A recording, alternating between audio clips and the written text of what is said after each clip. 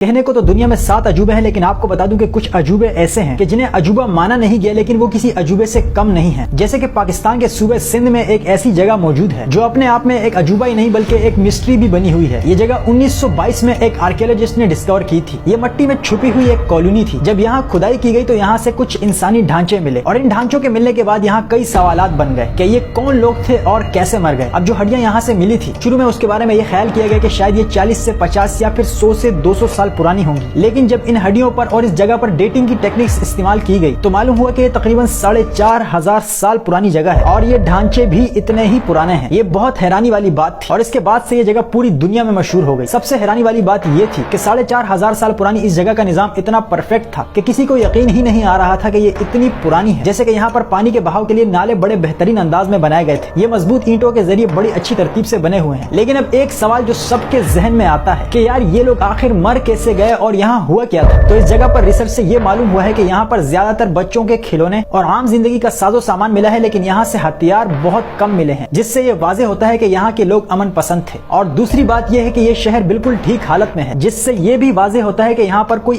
آفت نہیں آئی۔ یہ خیال کیا جاتا ہے کہ یہاں کے لوگوں پر حملہ کیا گیا اور ان سب کو قتل کر دیا گیا تھا، لیکن کیا واقعی ایسا ہوا تھا یہ بات کنفرم نہیں ہے۔ اور یہاں کی سب سے بڑی مسٹری یہ ہے کہ یہاں پر کچھ جگہیں اور کچھ چیزیں ایسی ملی ہیں کہ جن پر ان لوگوں نے اپنی زبان لکھی ہوئی ہے، اور اس زبان کو پڑھنے کی بہت کوشش کی گئی، لیکن آج تک کوئی اسے پڑھ نہیں سکا۔ اور کئی بڑی یونیورسٹیز نے بھی اس زبان کو ڈیکوڈ کرنے کی کوشش کی، لیکن کسی کی بھی سمجھ نہیں آ سکی۔ موہنجو دڑو سے جو ہڈیاں ملی ہیں وہ 4500 سال پرانی ہیں۔ یہ آبادی بھی اتنی پرانی ہے، لیکن یاد رکھیں ان کے قد 80 اور 100 فٹ کے نہیں ہیں، بلکہ ہماری طرح کے قد ہیں۔ میں منتظر ہوں کہ وہ 80 سے 100 فٹ کے قد والے لوگوں کے ڈھانچے کہاں سے ملیں گے۔